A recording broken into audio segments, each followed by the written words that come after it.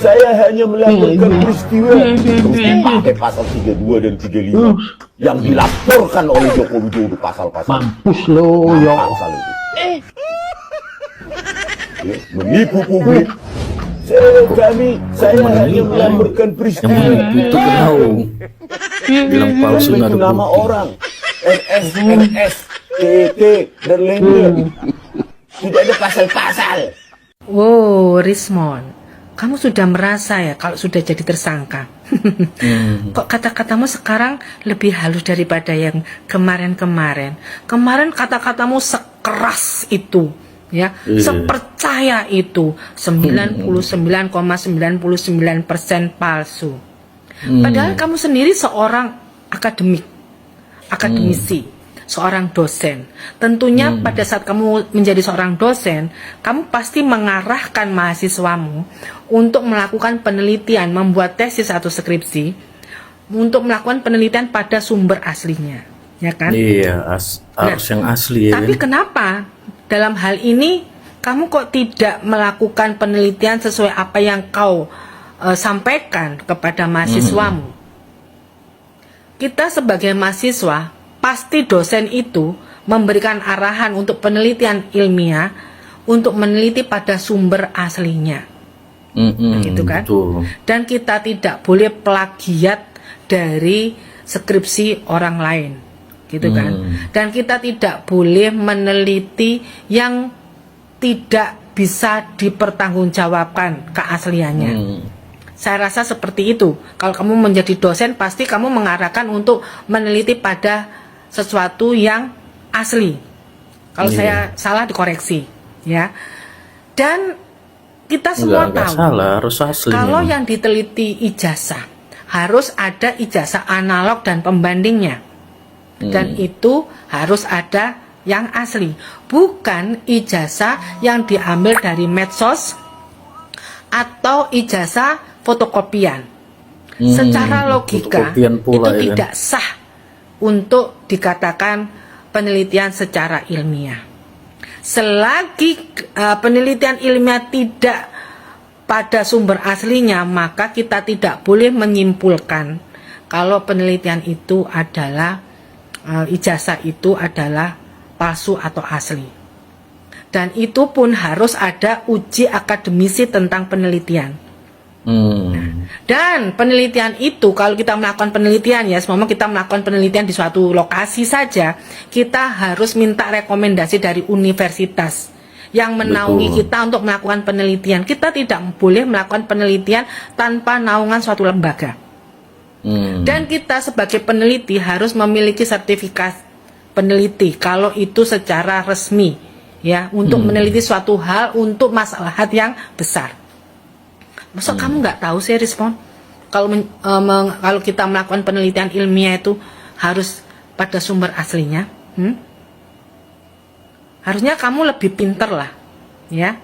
Tahu lah, wong kamu juga memberikan nasihat kepada mahasiswamu seperti itu. Nah, sekarang kamu dijadikan tersangka, wajar lah. Aslinya kamu tuh tahu loh, ya. Aslinya kamu tuh tahu, sehingga kamu pasrah seperti itu. Dan saya appreciate ya kalau kamu mengatakan saya tersangka, berarti kamu be gentleman. Dan saya senang dengan lihat stylemu sekarang lebih kalem. Kayak kamu bingung sekarang, ya, stres berat juga. Stres. Oke, Rismo, semoga kamu bertobat. Salam maras, Rismo. Jadi kesimpulannya ya, Rismon ya, terbukti kan ternyata Anda itu bukan ahli.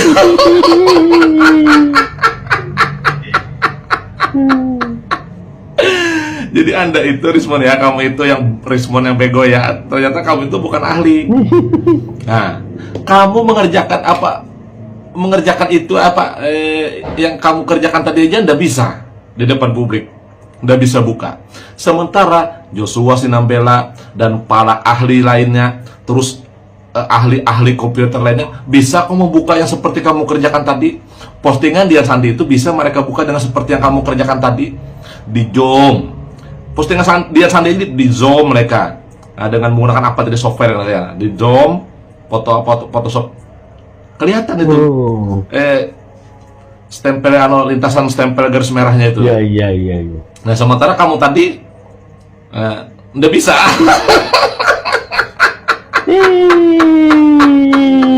Kamu sendiri kan mengatakan saya juga tahu gimana Anda bisa menggunakannya. Berarti pada intinya Rismonnya kamu itu memang keterbatasan. Kamu itu bukan ahli yang sebenarnya, cuma ngaku-ngaku aja ahli.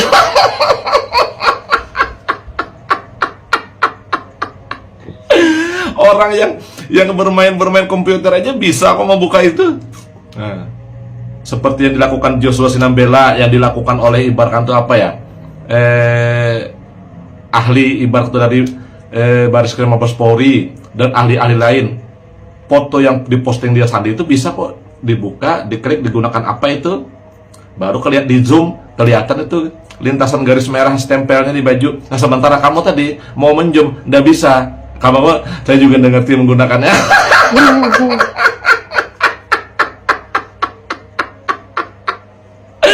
Nah, berarti jelas kan? Berarti di sini kamu itu Rismon sebenarnya apa ya? Ahli abal-abal, ngaku-ngaku aja ahli.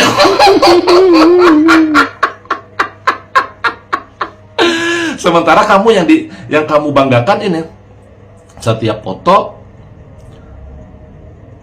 kamu kerjakan mengeluarkan angka, harus mengeluarkan angka sekian. Jadi pertanyaannya itu, kamu itu sebenarnya ahli digital atau ibaratkan tuh ahli apa? Ahli nomor togel.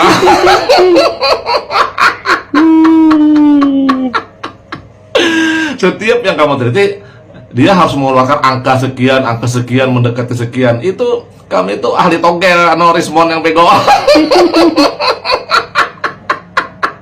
Kamu sendiri aja tertawa, menertawakan diri kamu sendiri. Saya juga udah tahu gimana cara menggunakannya, katanya.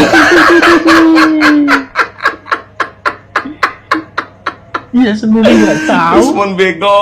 Nggak tahu. Udahlah. Nah, tunggu aja nanti di pengadilan nanti biar kamu nanti ditentukan nanti berapa lama gitu lah, nanti tinggal di rumah yang baru.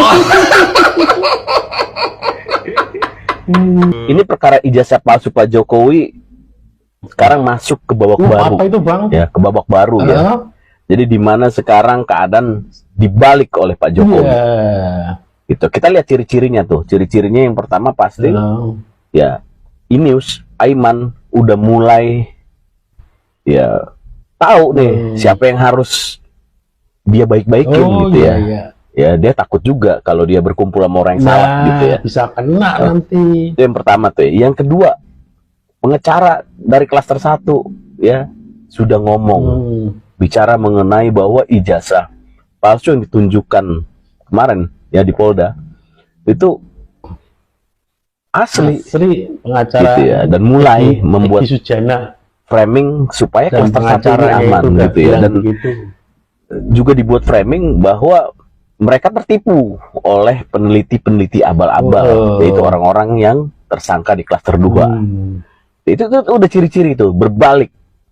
Nah, saya yakin dengan babak baru ini ya, ketika Pak Jokowi di atas angin, ya teman-teman juga merasakan pegang kartu akan dibentuk framing, stigma bahwa kejadian hari ini sampai mereka menjadi tersangka adalah sebuah kejahatan yang dilakukan oleh mantan presiden yang seharusnya negarawan, ya kan, yang seharusnya membela rakyatnya. Mulai itu digulirkan. Ini sadis, Pak Jokowi sadis, kata cinta gitu. Mulai itu. Terus dia lakukan itu. Tetapi ya kita minta, dan saya yakin hukum ya tetap hukum. Karena kasus ini memang berjalan pada ranah hukum. Dan saya yakin mereka akan masuk bui akibat ketololan mereka gitu, akibat kebencian mereka yang membabi buta. Rismon, kasihan sekali ya. Usaha kamu itu sebenarnya udah lumayan loh ya. Bikin buku itu ya. Sebelumnya bikin buku yang awalnya di situ menarasikan seorang Jokowi, nggak laku bukunya ya. Sampai dilelang-lelang. Lalu bikin buku tentang Gibran, ya nggak laku ya. Kalau masyarakat ya, kamu anggap itu rakyat Indonesia itu seperti kamu cara pikirnya, itu buku udah laku keras, saya yakin ya. Tapi nyatanya apa? Yang beli siapa? Ya, cuman beberapa orang aja. Udah seperti itu, mungkin kamu memahami ya kalau situasi sekarang ini kamu dalam kondisi waktu yang terjepit ya. Karena sebentar lagi ya kamu akan masuk ke sesi persidangan. Setelah persidangan dan sudah ditetapkan sebagai tersangka, pembuktian sudah ada dari Pak Jokowi, final itu kamu langsung masuk penjara ya. Jadi saran saya Rismon ya, kamu itu orang yang saya katakan harusnya pintar, tapi entah kenapa jadi tolol gitu ya. Lalu kamu minta untuk orang-orang dengan gratis untuk mendownload file buku kamu untuk dibaca. Ya saya harapkan ya itu nggak ada orang-orang Indonesia yang goblok yang mau baca buku kamu, karena isinya itu ya bukan masalah penelitian yang benar ya, yang ada adalah fitnah yang kamu sampaikan kepada publik. Oke, seperti itu ya. Pokoknya nunggu aja waktumu juga nggak akan lama lagi ya, bentar lagi juga kamu akan masuk penjara tuh sama Rosuryo, Tifa dan 5 orang lainnya. Selamat ya. Halo Mon, gimana? Aman kah? Hah? Anu Bu, Tumben kamu anteng-anteng aja tuh Mon. Hah? Nah inilah aku suka kalau tayangan TV model begini ya. Ini TV apa podcast ya? Nah kalau seperti ini kan mendidik ya. Nggak adu otot, nggak adu urat ya, tapi adu logika. Nah ini Rismon dari cuplikan yang sedikit itu aja aku bisa melihat dia diam ya, menyimak ya, sesekali wajar lah, karena itu kan namanya juga interaksi ya, dialog interaktif ya. Ya, aku sangat menghargai acara-acara seperti ini ketimbang ya acara sampah di channel sebelah itu ya, yang tidak ada mutunya, yang tidak ada kualitasnya sama sekali. Oke lah, gimana Mon? Aman Mon? Tunggu sampai persidangan nanti ya. Setiap saya membuat VT tentang Bapak Joko Widodo, saya selalu diberikan komentar bahwa saya itu termul. Kalau misalnya mereka-mereka yang mengatakan para pencinta Bapak Joko Widodo termul, lalu mereka itu menamakan dirinya siapa? Itu kan ya. Kalau misalnya mereka tidak setuju dengan apa yang disampaikan oleh mereka-mereka yang cinta terhadap Bapak Jokowi, ya mestinya kan mereka membalasnya itu dengan sesuatu kalimat yang bisa dipahami, jangan hanya termul itu. Nah itu. Kalau hanya termul itu kan kesannya mereka tidak bisa apa-apa kecuali hanya bilang termul. Mereka mestinya harus berargumentasi.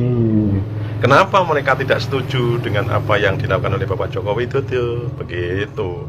Jadi biar kita diskusinya itu enak gitu loh. Ya meskipun saya itu orang desa, tapi ya kalau misalnya diajak berdiskusi ya dengan sesuai dengan kemampuan saya ya enggak apa-apa gitu.